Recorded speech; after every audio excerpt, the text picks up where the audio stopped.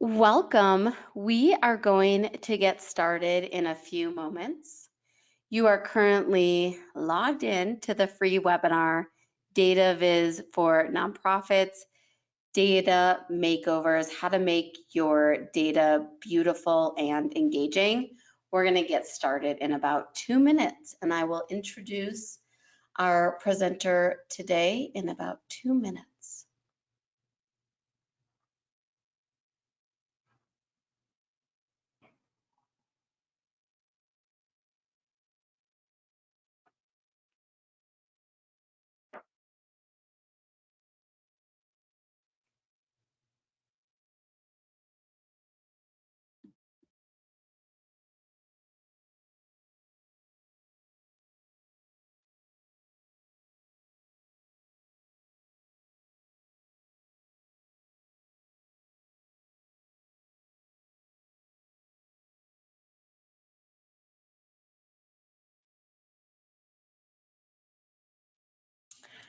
Welcome and thanks folks for logging in. We're going to get started in about 1 minute. You are currently participating in Data Makeovers, how to make your data more beautiful and engaging. We're going to get started in about 30 seconds.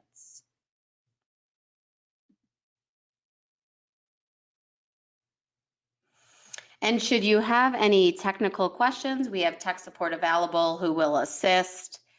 You just make sure to look at their responses in the chat.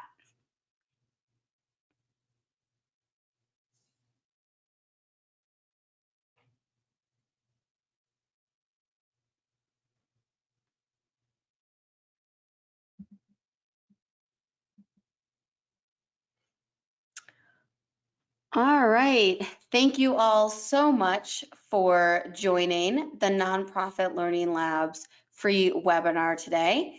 If you have any questions along the way for our presenter, you can type them into the question box into the GoToWebinar control panel, which is likely on the right-hand side of your screen. And we will get to your questions at the end of the webinar. If you have any technical questions, you can also type them in right into the control panel as well. We will be sending out the recording and material from today's workshop tomorrow, so make sure to check your email. And welcome and thank you all so much for joining Data Makeovers, how to make your data more beautiful and engaging. And I am going to hand it over to our presenter, Amelia. Thank you so much for presenting with us today on Data Makeovers. Great, thank you, Leah. Hi, everyone. Good to be sort of with you this morning. My name is Amelia Kam. I'm the founder and consultant for Data Viz for Nonprofits, which I'll share a little bit more about at the end of this presentation. But let's launch into why you're here to learn about data makeovers. So data visualization, or data viz for short, is like one of those unlikely couples. I think we all know them. One partner is outgoing and a great storyteller, and the other is introverted and sticks to the facts. To make great charts, maps, and graphs, you really need to channel both partners in this odd couple, the artist and the analyst. But let's first take a moment to talk about why you should visualize data in the first place. So which image do you comprehend first? The Mona Lisa on the left or the spreadsheet on the right? Okay, do not put your answers in the chat. I'm gonna just take a wild guess that you can comprehend and know what you're looking at more quickly with the Mona Lisa. And that's because our visual system has evolved over millions of years to process images essentially in parallel. So what do I mean by that, essentially in parallel? Well, we don't read the Mona Lisa from top to bottom and from left to right. We take it all in together, right? And understand almost instantly that this is a picture of a woman in front of a landscape, wearing a dark dress and an inscrutable smile. So words and numbers, which only appeared within the last few thousand years, require us to scan individual characters, recognize them, piece them together into words and values, and then sentences and equations. And while all types of sensory signals barrage the brain all the time, the brain is specially geared for visual signals and uses about half of its volume for visual analysis. That's because for a long time during human history, really during most of human history, our survival depended on our visual superpowers. We needed to detect danger at a distance, think about predators lying in the tall grass. So when we use visual cues like length, color, and size, what we're doing is we're transferring much of the work that is needed to decode data from the slower, conscious, energy-intensive parts of the brain that are required to process numbers and letters and words to the faster parts of the brain that require less energy. And that results in more efficient cognition. So data visualizations such as charts, graphs, and maps use these visual cues like color, length, and size to communicate data, and thus greatly speeds up our processing of data. Graphic designers know a lot about how to use visual cues to convey meaning. So over the next 30 minutes, I'm going to offer up some key rules about composition that artists know and that analysts and the rest of us can apply when presenting data. I will focus on 10 rules in particular, and these rules are discussed in more detail in an article from Canva on graphic design that I'm going to share with you. I'll share the link with you at the end of the presentation. And although there are 10 separate rules, I think you will see a theme running through all of them, which is in 2 words: focus and simplify. Okay, before we launch into the 10 rules, I can't do a presentation with the word makeover in the title without giving you a before and after. So I'll start with this before. This is a COVID dashboard that I came across on Tableau Public. Tableau Public is a website where people share visualizations that they created using Tableau, which is a data visualization application. At the end of this presentation, I'll give you the after. It will show you how you can make over a data viz using the composition rules we'll be discussing today. Okay, so here are the 10 rules. We'll go through each. We'll get it all done in the next half hour. The first rule is to find your focus. So decide what you want your audience to focus in on first. To choose a focal point, think about the main message you hope to communicate. You can direct attention to words or data points related to your focal point by placing them in the center of the composition, by coloring them so that they contrast with the background, or by using larger type than used elsewhere in the composition. So let's see how this works. This map uses contrasting colors to direct your attention to the focal point, which is the location of lighthouses in England and Wales. And the color chosen looks like radiating light, so it's sort of further emphasizes the focal point. The focal point is also the title here, which is much larger than the rest of the text in the composition. This simple bar chart uses contrasting colors in the title and chart to ensure that you don't miss the focal point, which is the percent of survey respondents who report knowing someone killed by SARS, which is a unit of the Nigerian police force. Okay, rule number 2 is to direct the eye with leading lines. Okay, so the first thing you want your audience to focus on is, of course, the focal point. Leading lines are sort of like the signposts, which tell your viewer where to go next, where to go after the focal point. They can be lines, arrows, or other shapes which guide the viewer's eyes in a certain direction. So flowcharts are engaging, easy to digest, and charmingly analog. And what makes them so user-friendly are the leading lines directing our attention from the focal point, in this case, do you plan to vote, to other elements in the chart. This chart on air quality uses leading lines to relate the bar chart at the top of the composition to locations on the world map below. Rule number 3 is to impose a hierarchy. You create a hierarchy when you design elements like text, images, and charts according to their significance. So generally the most significant elements are bigger and bolder, and the less significant ones are smaller and fainter. We've already talked about making your focal point big, bold, and centrally located.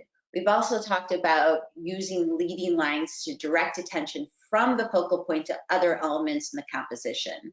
The visual hierarchy provides additional cues to help the viewer discern, 1, what are the key takeaways, and 2, what are the more minor details. So consider the most important elements of your data viz, including titles, subtitles, labels, charts, and chart elements such as particular lines on a line chart or particular dots on a scatter plot. And then make your most important elements bigger and bolder.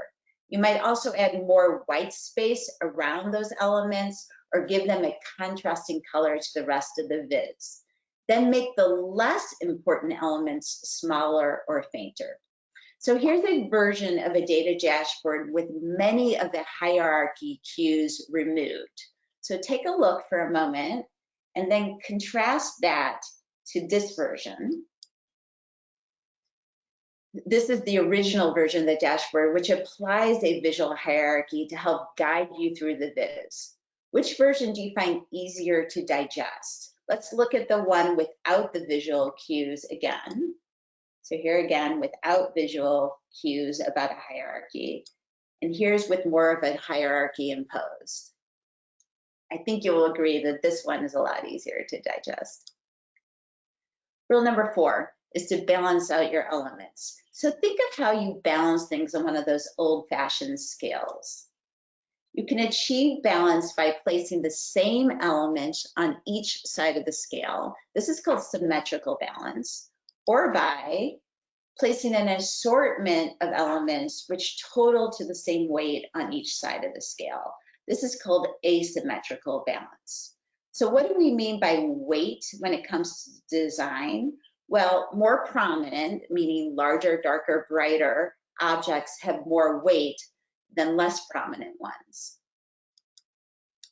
And when designing a dashboard or any other type of composition that involves data viz, give some thought to where you place elements to sort of balance them out, either with asymmetrical or symmetrical balance. The top part of this dashboard shows asymmetrical balance. So the title and text on the left are balanced by those sort of mini charts on the right.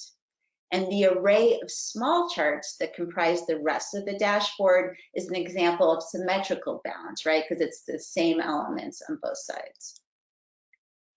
This dashboard achieves asymmetrical balance by placing the title and text in the upper left corner and information about the city of Toronto in the lower right corner. Then the map sort of crosses from lower left to upper right is also placed for symmetry. So each quadrant of this composition has a similar weight. Rule number 5 is to use complementing elements. So graphic design artists choose images that sort of look good together. Data visualizers, should do the same by making sure that charts, maps, and graphs, which are presented together, complement each other visually. Data vizzes complement each other when they use similar formatting, such as color, typeface, and chart types. Or when they use elements that go well together, like complementary colors, which of course are those that are opposite each other on the color wheel. You can also use websites like colorhex.com to find pleasing color palettes and apply them to your data visualizations. Also, if you're using images, they should have a similar look. For example, if you're using icons, you can get them from websites like Flat Icon or the Noun Project. Use ones that are in the same quote icon pack. What you're looking at is some examples of different icon packs. You can see they have similar looks and styles and colors and would look good together in a data visualization. This dashboard repeats colors and charts. It also uses similar logo types for each school along the top. As a result, the overall look is unified, even though a lot of different types of data are presented. Also, gray goes with pretty much any other color and is a great way to show neutral or low values. And here again, the designer repeats visual elements such as text boxes and chart types to bring the different aspects of the composition together. And blue and orange are complementary colors on the color wheel, and so look good together. Rule number 6, boost or reduce contrast. So our brains are wired to perceive objects that differ significantly from their background. The objects that really pop out are those that contrast due to color, size, orientation, or motion. So when designing charts, maps, and graphs, we should give some thought to contrast. Not only do we want our focal points to pop out, we also want some aspects of the composition, those lower down in that hierarchy, to fade a bit by not contrasting as strongly with the background. By doing this, we not only help our main titles and captions and data points to shine, we also provide more information for the interested viewer. This is a visualization related to the 2020 explosion in Beirut. It uses contrasting size and color to make some elements pop, specifically the title, the KPIs or key performance indicators, and the location of destruction and damage on the map. Other elements fade to the background, such as that explanatory text. Similarly, these vizzes show rat sightings in New York, and they effectively use shades of gray so that the viewer can easily pick out the locations where and the years and months when rats are most visible. Rule number 7, repeat elements of your design. So sort of like rhythm in music, repetition brings unity to any design. It marries disparate elements. In a single composition, repeating typeface, color, shapes, or images can result in a balanced, coordinated look. In a series of compositions, repeating visual elements helps to tie them together, communicating that each is part of a larger whole. So it's a good idea to keep a record of the typefaces, type sizes, line weights, and colors that you use in any data viz project. This is what's called a style guide. And then always look for opportunities to repeat them throughout the project. When designing a multi-page dashboard, for example, using similar styles and layouts for each page will help the user to find information quickly. So small multiples charts show the power of repetition. Small multiples use the same basic graphic or chart to display different slices of a data set. So once you know how to read one of the side-by-side charts, you can quickly extract meaning from the whole array. This small multiples chart allows us to rapidly discern that women directors have directed a small percentage of the most popular movies regardless of genre. Each chart represents a different genre. And there's really with no clear improvement over time in any genre. This dashboard repeats the same charts and KPIs for each unit in a hospital. It allows administrators to rapidly assess the current need and distribution of resources, compare units, and adjust resources accordingly. Repetition of color, fonts, and header styles also helps to unify information about different units.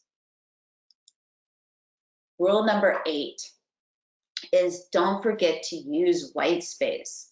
So white space is the space between and around elements in a design. So think of a single tree in an empty field versus a tree surrounded by other trees in a dense forest. If you want your viewer to focus on a particular tree or chart element or title, what you need to do is clear the area around it. Too often we look for ways to pack more information into a dashboard or other type of data viz design. But when we do this, we lose the power of white space. Use white space to draw attention to your focal points. Use white space to give the eye some breathing room. And as long as I'm sort of mixing metaphors here, consider this. A busy, crowded design is a cacophony in which none of the individual components can be fully heard or appreciated. So delete unnecessary elements, or if the viz is interactive, you can make additional information available on demand by allowing the user to get to it by scrolling over elements or by clicking on a button. Here's an example of a dashboard that really crowds information into one view, leaving little white space. As a result, it's difficult to determine what the focal points are, and unless you're familiar with the data or really highly motivated to extract meaning from it, you may give up on a dashboard like this pretty quickly. This dashboard, by contrast, uses plenty of white space to highlight focal points and not overwhelm the viewer. Rule number 9, align your elements. So alignment is placing text and other design elements so that they will line up. It orders and organizes your elements. It also creates visual connections and improves the overall readability of a design. So it's sort of like straightening up a messy room. Aligning elements makes it easier for the viewer to navigate the design and find information. Also, a clean design, like a clean room, is more inviting. So to improve alignment, consider using left alignment with text in most cases. It's how we read and usually works best. Only use right alignment or center alignment with a small amount of text, like in a title or a subtitle. Also consider using a grid to make sure your elements are aligned. Many design and data viz tools have grid overlays. Some even allow you to snap your elements onto the grid, and this really helps to keep your alignment where you want it to be. In this dashboard, the charts, maps, and titles and text boxes are all aligned vertically and horizontally along a 4x3 grid. The result is a balanced and approachable look, despite the multitude of charts and text elements. This composition uses both left and right alignment to create a sort of serene, symmetrical design. The designer emphasizes alignment also by adding actual lines along some of the text elements. You can see that up at the top and then on the bottom. This diverging bar chart makes good use of center alignment, but the KPIs at the top are not aligned with the text and chart below, which I think gives it an off-kilter look. Okay, my final rule for you today is to divide your design into thirds. And this one is best explained with a diagram. So take a look. To apply the rule of thirds strategy, create a grid on your screen or paper if you're old school with 3 rows and 3 columns. Then place your focal points at the intersections of the vertical and horizontal lines. But avoid placing anything in the exact middle of the screen or page.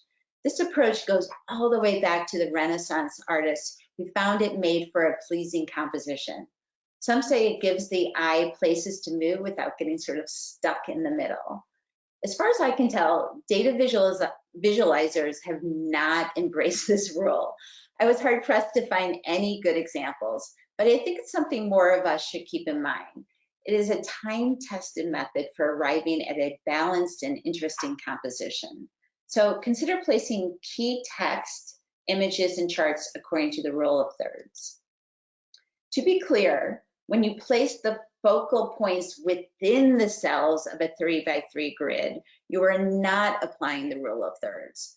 As you can see in this example, the focal points are not at the intersections of the grid, which I've superimposed over the dashboard. I'm sure it makes for a clean, user-friendly composition, but it's probably not the most exciting thing you've ever seen. This is the only dashboard I came across after a lot of searching that came close to the rule of thirds. Again, I've superimposed the grid, and you can see that the intersections do land on some key elements, including one key data point on the number of visits per day graph in the upper left corner. And it does have a more dynamic feel, I think, than the previous dashboard. Since I couldn't find a great data viz example of the rule of thirds, either in my own portfolio or in others, I leave you with this mock-up for a dashboard which I made to show you just how pleasing this approach can be when applied to a data viz composition. So here it is with the grid superimposed. You can see key elements like the girl's eyes, a text label, a data point, and the icon, the logo in the lower left. They all fall at the intersections. And here it is without the grid overlay. Okay, so let's now return to our before and after. Again, just to remind you what the before looked like, this is this COVID dashboard that I found on Tableau Public. And here's my redesign.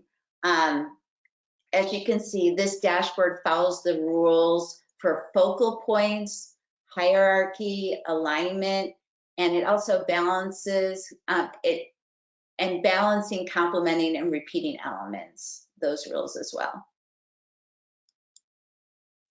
Okay, so I've made a cheat sheet that you can bookmark or print out. It includes a brief summary of each of the rules that I've just discussed, as well as links to more information about each of those rules. I'll put the link to the cheat sheet in the chat, along with the link to that article I mentioned on Canva earlier. I'm also gonna put in a link to my website, which I'll mention in a second. So let me put all those links in the chat right now. Let's see. Oh, Leah, I don't seem to be able to put things in the chat. Can you not paste things in the chat? You can send them to me, and you can private message me, and I'll post them right in the chat. Oh, okay. And it's coming up right now, so folks should see that. They see the links. Yeah, sorry about that. Okay, cool. So there are the links. And if you'd like to learn more about data viz without enrolling in a course or reading a whole book, you can sign up to receive one of my my weekly free 60-second data tips in your email each week. You can sign up on my website, or if you prefer, you can just go ahead right now and put your email in the chat window, and I'll sign you up for the weekly data tips myself. Also, I'm always happy to talk to you about your data and how better to present and use.